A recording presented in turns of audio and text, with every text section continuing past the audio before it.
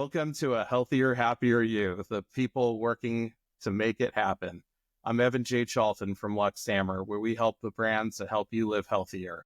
Today, I'm joined by Chris Rakel, COO of AEG, who is building exceptional workplace cultures and driving strategic vision. His leadership insights are invaluable for our audience who are looking to scale their companies. Chris, thank you for being here. My pleasure, Evan. Happy to do it. So what's the origin story behind AEG? What inspired its creation? Yeah, that's a great question. I'm actually second in line here at AEG. The organization was started by a gentleman by the name of Mark Church in 1992. A little bit before my prime or my working days, Mark had the strategy and the solution to help grow organizations really at the onset of SAP. SAP was coming on. There was a lot of implementation needs and a very select few of individuals that knew how to do it. And Mark had the foresight to create a company and learn how to maximize the solution offering. And through the 30 plus years, Mark has now been retired for, I was his succession plan 10 plus years ago, almost 15 years ago. Through those 30 plus years, we've had different iterations of AEG, but ultimately at our core, what we truly are is a staffing and employment firm. And what makes your approach unique in the space?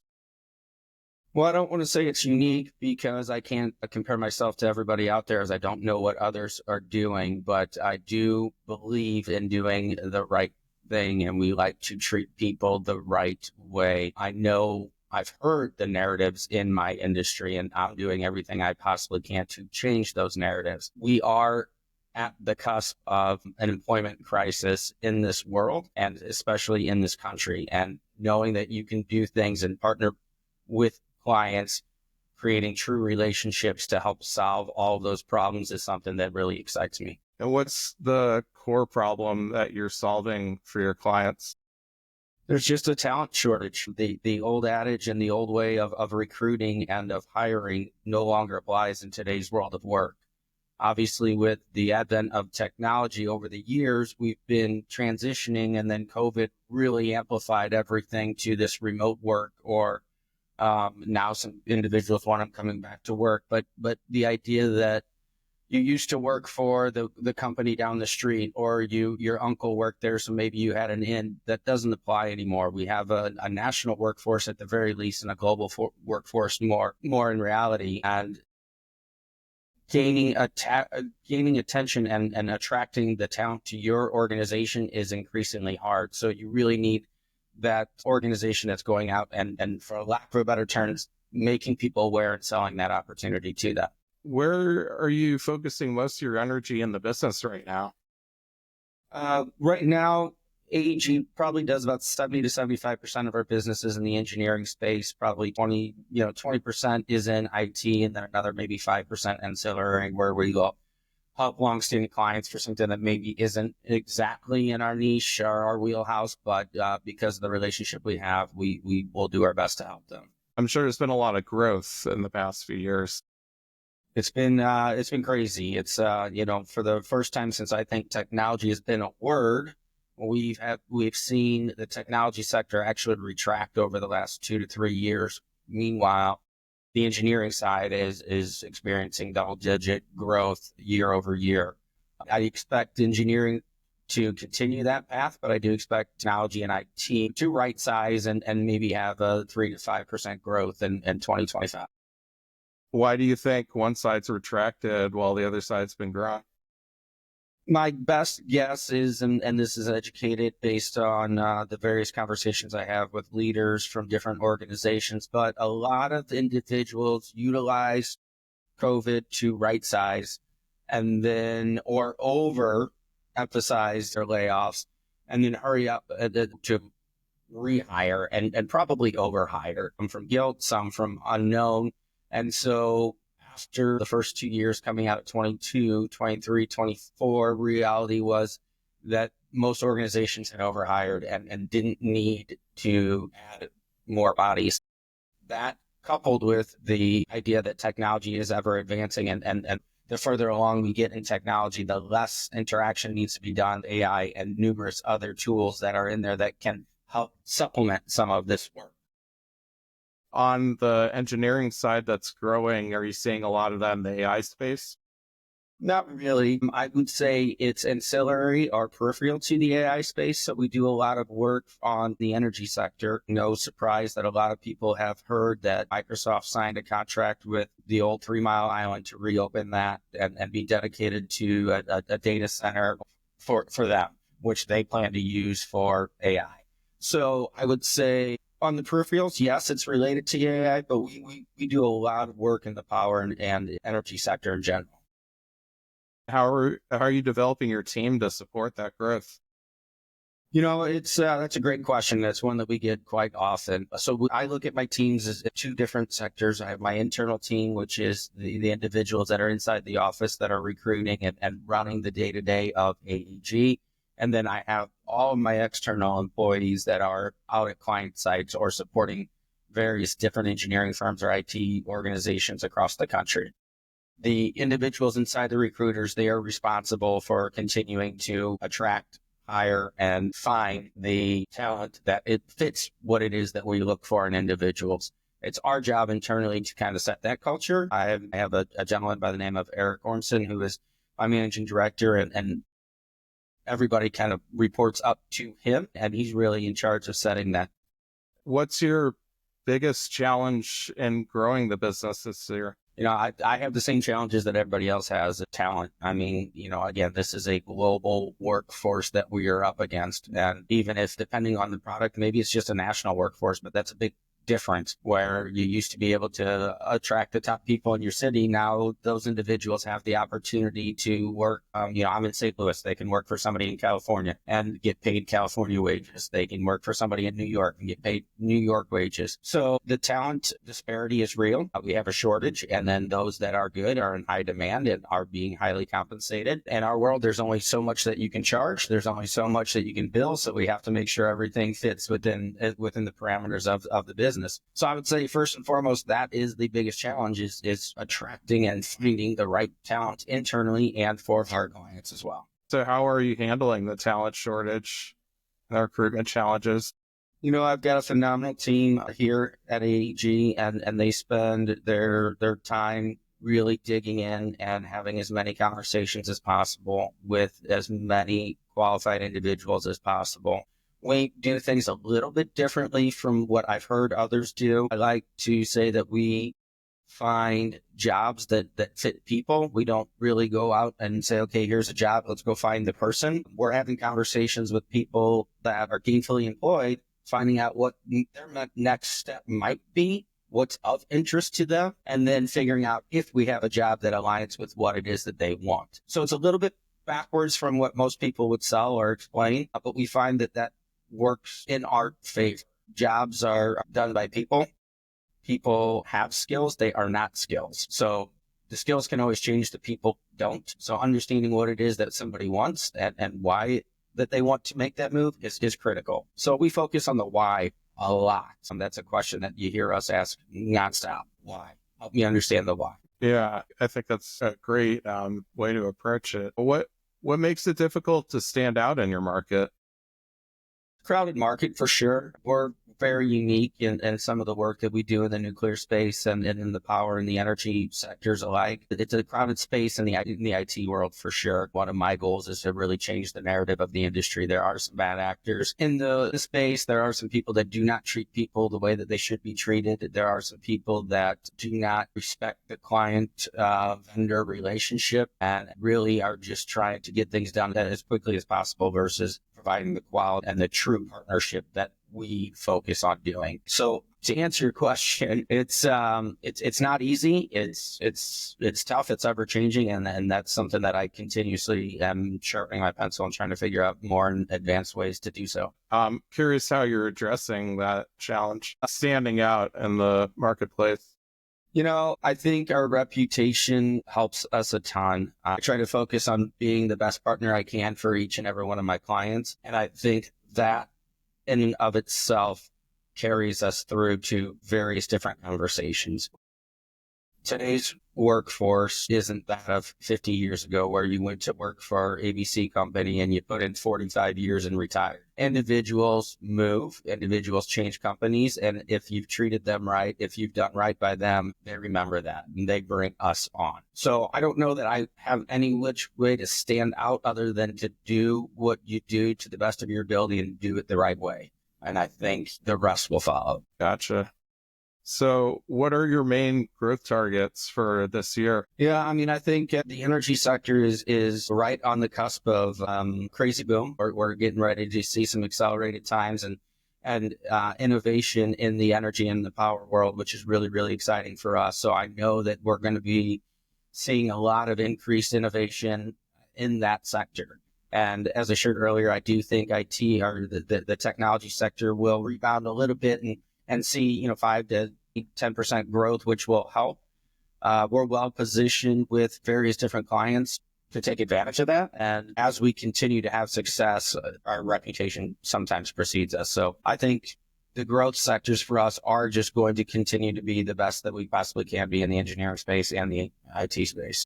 So where do you see the boon coming from? Innovation on new energy sources is probably the best way that I would describe that. So if we look at the nuclear facilities we have in this country, most of them were designed in the 40s, built in the 50s, came into existence in the 60s or something along those lines. And a lot of them haven't been touched since. So there's a lot of modifications. There's a lot of updates. There's a lot of things that need to be done to these facilities, plus the ideas of the small modular reactors and some of these other renewable solutions. All of these things are still conceptual, but they're getting closer to being production. So that's exciting time to be part of it. And as these things get proven and, you prove one and it's going to compound. So it's really exciting time in the power space. Again, we barely have enough power in this country to provide the energy needed on a day-to-day. And then if you add in some of this AI, you add in some of this other industry that is going to continue to take energy to produce, we are right there at, we're almost at a complete shortage. Knowing that we have to expand our energy production is exciting. Yeah, so it sounds like there's going to be a big need for more engineers just to compensate for that. I say this half joking, but if we could hire every engineer that's currently in school, we still would have a shortage of engineers in this country. Wow. There's your marketing hook right there. Well, I mean, that is, again, that's pointed out for anybody that has a curiosity of how things work and how things are, the calculation and the why behind it. If you have an interest in engineering, you will have a lot of job security ahead of you. Yeah, that's really powerful. Thank you for sharing that. So I'm curious, how are you currently acquiring most of your new clients? We have a pretty decent business development team here internally. They do a great job of getting the word out. As I shared earlier, our reputation precedes us. We're really good at what we do in the engineering space. It's not something that is done easily, and that you have to understand it in order to be able to provide the talent in that space. You have to be able to speak the language. You have to be able to communicate both with the client and with the candidate, and it's just different. It's very tough. So as that space continues to grow, there's a lot of individuals that are reaching out to us, which is a great problem to have. So besides the business development team and our reputation with clients reaching out to us, so it's mostly organic growth, or it's all organic growth. I'm not looking to acquire any other organizations at this point in time. So just continue to grow organically. We want to own our backyard, so to speak, maximize our value to all of our current clients before we start adding others on. That makes sense. And what's your approach to building the culture needed for that expansion? I think, again, like any organization, that kind of starts at the top. We like to do things the right way because it's the right thing to do. Not a big karma person, but I do believe that treating people the right way is the only thing to do. And there's lots of individuals in my industry that don't necessarily do that. So what we want to do is from the beginning is, work hard, play hard. My job as the leader of the organization is to hire highly skilled, intelligent professionals and remove roadblocks for them to do their job. Trust that they're going to do their job and do it well. I want to provide them the opportunity to have the freedoms that they want, whether that's freedom of income, freedom of time, whatever their freedoms, whatever their choices are. My job, my responsibility is to provide that. And again, I think that's like just treating people the right way, hiring intelligent individuals, hiring professionals, giving them the opportunity to do what they do and getting everything else out of their way. So you asked about culture, and I think that speaks to what our culture is we're professionals. Everybody's rowing towards the same goal. And there's just a common trust and value in each and every person that we have here that compounds that culture. And as they believe it, so do all the others that we hire. So they resonated, and they're the largest cheerleaders of AEG. Great. So what do you think needs to be in place to hit your growth targets? That's a great question. I think we are very, very well positioned to exceed our growth targets, which are somewhat aggressive. I mean, I'm anticipating probably a 30 to 35% growth in 25, and I think we have everything in place to do so. Now, the greatest thing about being the size that we are with a couple hundred employees is we are nimble, so we can pivot when we need to. Common sense still applies in my organization. So if and when something isn't working or something changes or something unforeseen happens, we've got the right people in this organization to put our heads together and figure out a solution. Well, it's good to have that. So what trends are you seeing in your industry that excite you, besides the ones we've talked about, obviously? Yeah, I mean, there's a lot of buzzwords in our industry. Obviously, AI it's a thing. It's a buzzword. It's means a lot of different things to a lot of different people, and the adaptation of artificial intelligence is interesting. There's aspects of my industry where I can see it being extremely useful now. There's aspects of my industry where I think it could be useful in 5 months, 5 years. So it just depends on how that continues to evolve. I struggle somewhat because I still believe the human relationship is one of the key components to any successful partnership.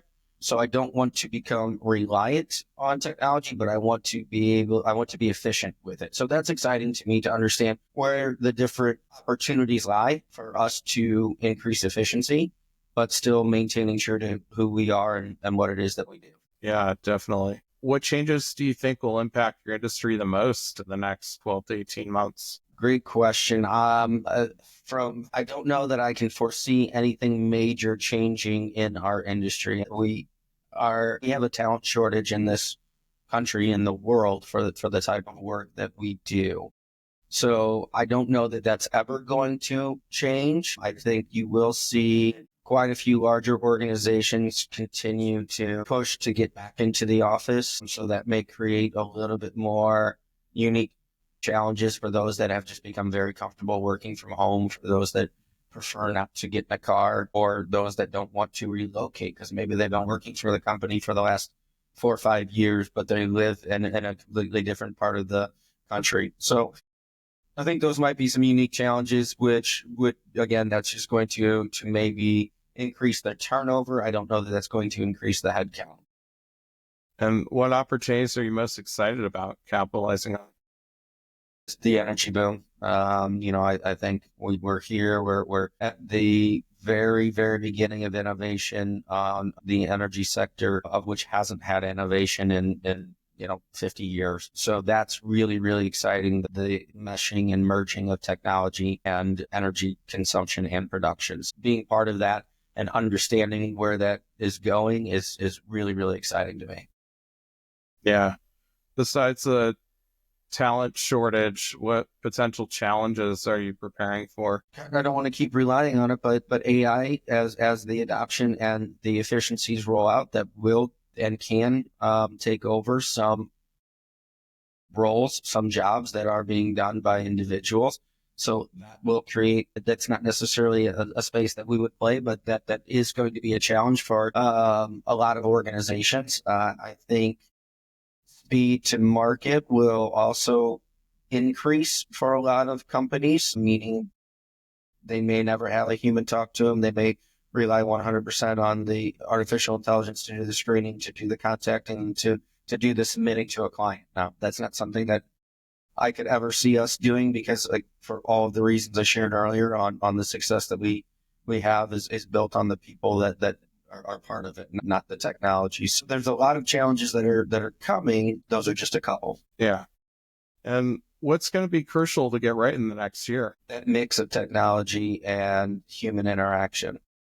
I think that there's definitely a blend of efficiencies and still true relationships, and understanding where that blend is and how to utilize it. I don't want to be the tip of the spear when it comes to utilizing technology, but I also don't want to be at the end. I want to be somewhere in the top quadrant of technology, but still keeping our culture and treating people the way that we know how to treat people. So that is something that we're continuously trying to figure out how to balance and trying to think ahead of. Yeah, you talked a lot about treating people right and authenticity and reputation. I'm curious if there's other ways that you're thinking about how to position the company for these changes that are coming up, for handling some of these potentially major changes with AI, with the technology boom coming. I mean, it's no problem, or as we consider them, every opportunity. We approach every opportunity with how would we want it to be handled if we were on the other side? What is the information that I would like to have? Who would I like to have conversations with? At what point does it make sense to respond to an email versus have a conversation with a human? At what point does it make sense to do some pre-screening with an AI or a chat bot versus talking to a person? When do the interactions need to become humanized? And so at the core of everything we do is trying to figure out what would I want? What would the people that I support or that support me and I support them, what would they want? So that's the mix. I mean, and that will always be part of every conversation and every decision we make is how would that affect our culture? Will that change who we are? Will that change the reputation that we have in the industry? Yeah. I think that's really a fine line sometimes when you're trying to balance those things. So I appreciate the nuanced answer. Yeah, absolutely. I mean, it's an interesting time, and culture is a word that a lot of people throw out, and sometimes it's hard to explain, but when you're in it and you live it, I think, it's not something you speak, it's something you live. And that's the culture that you want everybody to follow, to mirror, to mimic, and then the words traditionally follow themselves. So if we were to have this conversation again in 12 months, what would make you feel it's been a successful year? Well, that's everything. We have goals that we've set for ourselves. We've had goals for the organization, for the individuals, and accomplishing or exceeding every one of those would obviously make this for a successful 2025. But there are some things that are out of our control. From the top down, my goal is to look at everybody's individual contribution and what they can control, and did they do it to the best of their ability. And then when I do my reflections is, did I do it to the best of my ability? I've made more mistakes than anybody in this industry, or probably in your audience. And my goal is not to not make mistakes, but it's just to learn from the ones that I had. So I'm okay with making mistakes, and that's not what I would deem a failure or success. It's not about the mistakes. It's what have I learned? So sometimes it's tangible, goal oriented things, and sometimes it's what have I learned throughout the year. Very cool. I love it. All right. Well, thank you so much. Really appreciate having you on, Chris, and look forward to seeing your company grow. Yeah, Evan, I appreciate the invitation. It was a good conversation. Happy to jump on anytime.